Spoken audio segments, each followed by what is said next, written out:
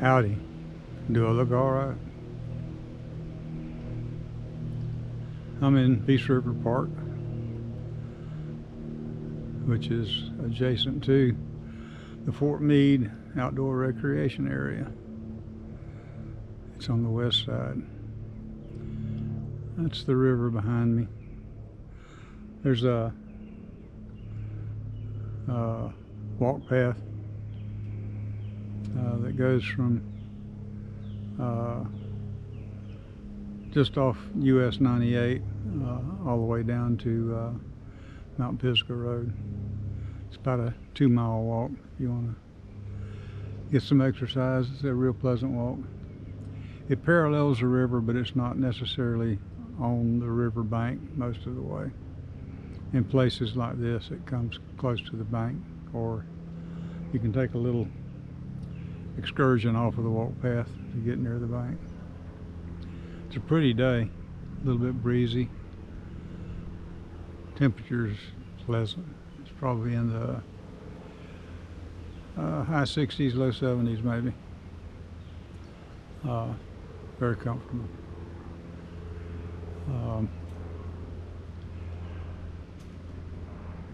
I finished up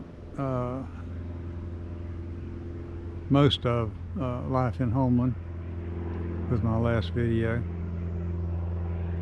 and I think I ended with the transition from first grade at Homeland School to first grade in Fort Meade, which was at Lewis Elementary. The house we moved to was a half a block from the grounds of Lewis Elementary, and the entrance to the school was maybe a half a block from that intersection. So I had maybe a block to walk to school and back. We lived there at I was on First Street. We lived there from the time I was 6 and a half until neighborhood of 12. Right across the street was an orange grove, so that part was like familiar territory. It was different to live in town. My memories from the 2-story house are, like I say, very, very few.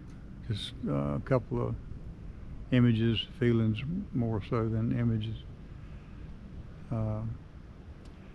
And the rest of my growing up had been either out in the country or in Homeland, which is a small, I guess you would say, village to be accurate.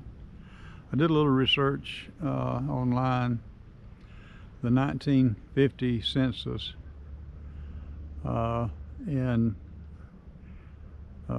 areas with a population of less than 1,000 or 1,000 or more, Homeland is not listed, and there are no listings for less than 1,000.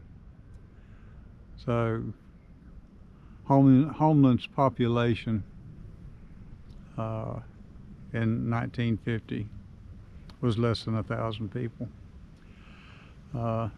Fort Meade's population in 1950 was 2,880 people.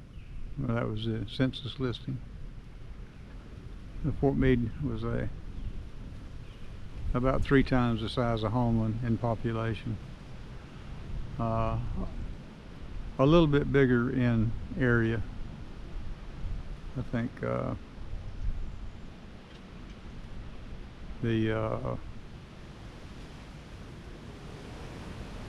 well, I can't really remember the land area of Fort Meade. I have to look that up.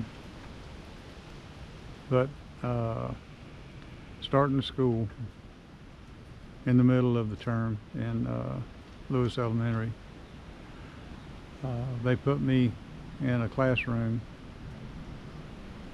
with my first cousin. They didn't know that he was my first cousin at the time. The teacher noticed that we were close after a couple of days. And I don't remember the first teacher's name, but my cousin and I spent a lot of time talking to each other during class. And I guess she and the principal decided it'd be better if I was in a different class. So my cousin had already been in that class for half a year, so I was the logical one to move. And I went a few doors down to Mrs. Shields' class. But the first day of school, I was used to having the flag and pledge outdoors with the whole student body. And we didn't do that at Lewis. I noticed that was missing. And then when we got inside, everybody was just milling around. No one was sitting at a desk yet. And my cousin had told me there was an empty chair at the desk where he sat. I think we sat 4 to a table at that time, in that classroom anyway. And so I was just sitting on the desk. Everybody else was standing up, and I was sitting on the desk. And then they all came to attention and said the pledge. I was wondering, why didn't we do that outside? But my cousin said we're supposed to stand for the pledge. So I got off the table and stood up and finished the pledge. And the teacher came to me when everybody was getting seated and told me that the way we did it and Lewis was in the classroom, and the class was expected to start the day with the Pledge of Allegiance. So I did that, like I say, for a couple of days, and then the teacher found out we were first cousins and very likely to chat. So anyway, I wound up in Mrs. Shields' room, and I got my school books, which was different. In Homeland, we didn't have school. We shared school books. We didn't have individual books for each student. But in the first grade in Miss Shields' class, everybody had their own set of books. And when she gave me my books, she cautioned me not to read ahead. And then as she began conducting class, she was basically going over stuff I'd already learned in Homeland. And so to avoid boredom, I just started reading the books. Started with the reader. I read through that in a couple of days. And then there was another couple of books, I forget what they were. Maybe one had to do with math, I'm not sure, but I read through those. So within the first week or week and a half, I had read the books that would be used the whole year, and spent the rest of the time somewhat bored, but looking forward to recess. At Lewis, we only had one. It was in the morning. I think it was a half hour, but we didn't have an afternoon recess like we did in Homeland.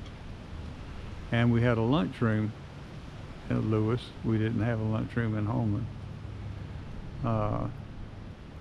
I guess the walk to the lunchroom and back counted as stretching our legs, so we didn't need an additional recess after lunch. But I enjoyed recess a lot. We played tag. We played marbles. There were a lot of games of marbles going on, and that was always fun. I found out I was real good at evading people, so in a game of tag, I was never it. I was maybe not the fastest kid, but had a kind of a knack for escaping the tag. So that was a lot of fun. So I enjoyed that too. At school, it was a different experience, but I got accustomed to it. Soon made friends with the neighborhood kids. Uh, on the southeast corner of First Street, where First Street intersected with Perry Avenue, the Durances lived. And they had a daughter older than any of us three, and a son that was a year younger than me. So he and I became good buddies pretty quick. He went on to become a judge in the judicial system in Polk County. I can't remember if he was a county judge or a circuit judge. I think he was a circuit judge. I'll have to look that up to find out.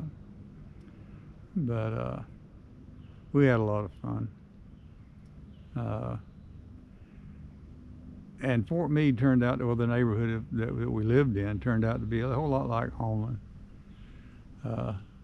All the neighbors were real friendly. And this was before, there still weren't any television stations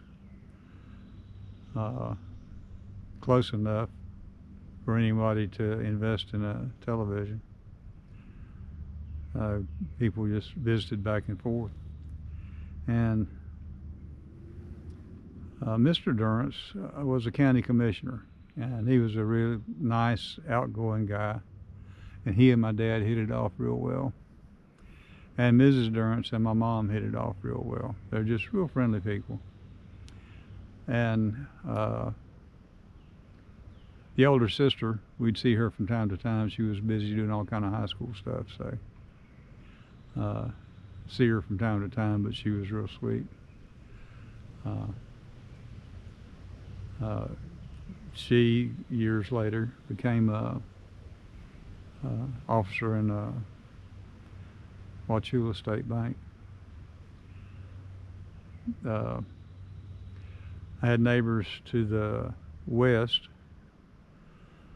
who they had a son who was my age, and just north of him were another family who also had a son my age, and then the next house to the north were the Bowens.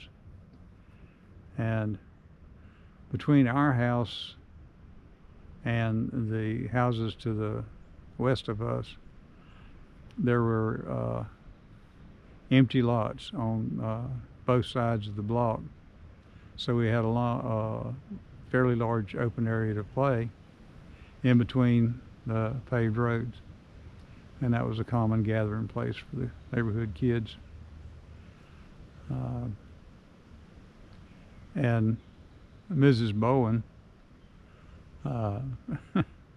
very sweet woman, she would bake cookies for the neighborhood kids. And if we were playing in the empty lots, particularly, she'd find out how long if we're going to be there for very long. And if we said yes, she would bake some cookies. And when the cookies came out of the oven, she'd come out on the back porch, and everybody'd run over and get a couple of cookies. But that wasn't an everyday thing, but we could count on it a couple of times a month probably. Like I say, she was a real sweet lady. And at the time, they didn't have any children. I guess she was practicing up for when she had her own. They later had 2 daughters.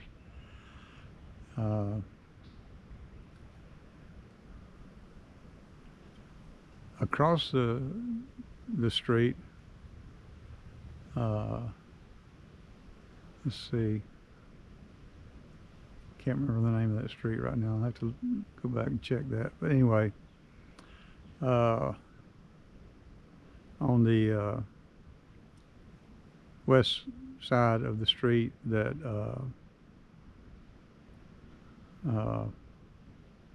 crossed First Street. As I said, on the corner there,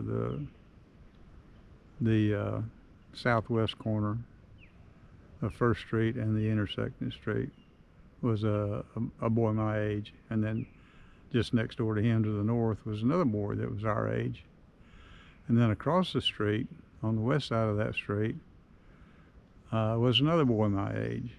So and then a block south on the east side of that street was another boy our age. So within less than a block there were 5 of us, either all the same age or counting the Durrance boy. He was a year younger than us, but we all played together. Made up all manner of games. We had bicycles. We'd ride all over the place, ride all over town. And at that time, Fort Meade was a place that a lot of people didn't bother locking their doors. It was just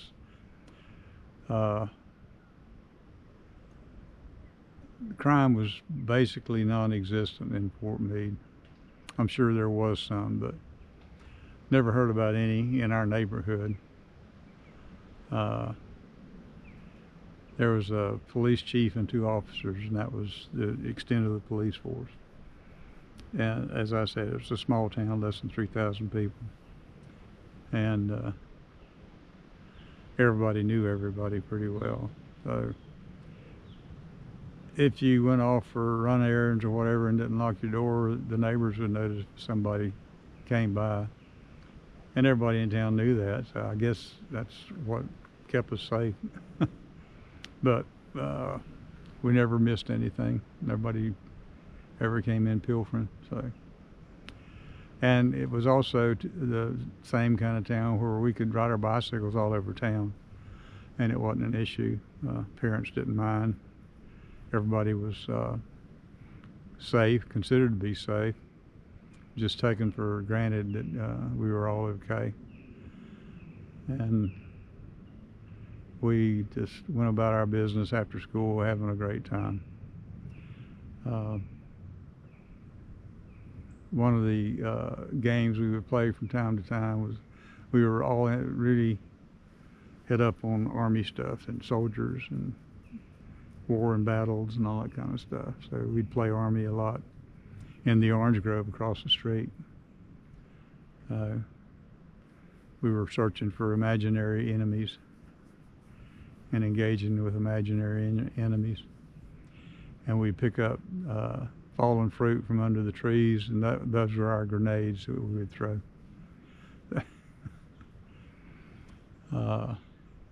And one of the games we played was using that same fallen fruit. We'd gather up a bunch of it and then go over to the empty lots in between our house and the other kid's house that stayed empty the whole time we lived there. But we would pair off into teams, or maybe not pair off if there's only 3. It'd be a 3-way split, but we would throw those half-rotten oranges at each other, which was not a big deal because if it hit you, it was just going to make a mess. It wasn't going to hurt. And that was a fun game to play. It got pretty messy, but it was a lot of fun. We did that who knows how many times. Didn't do it in the summer because there was no fruit on the ground. Which was in the fall and particularly in the winter month and spring, when after the fruit had been harvested, there would be drops on the ground that would start to spoil. So we gather those up and use them for our game. But that was a lot of fun.